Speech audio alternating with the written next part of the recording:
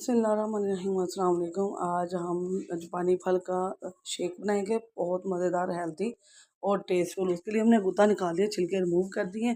तो यहाँ हमने सब कुछ देखें, इसके अंदर रिमूव जो है ना, इसका गुद्दा निकाल लिया। अब हम इसे चीनी लेंगे और दूध लेंगे जी 2 गिलास, 2 से ढाई 3 गिलास भी कर सकते हैं आप।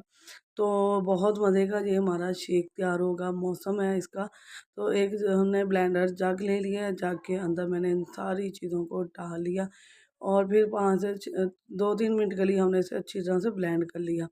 तो बहुत मज़े का और हेल्दी ये बनता है, बहुत टेस्टफुल है और शुगर के मरीज़ों के लिए बहुत ही ज़बरदस्त है, बहुत फ़वाइद हैं इसके। तो यहाँ हमारा ढक्कन गिर गया जी।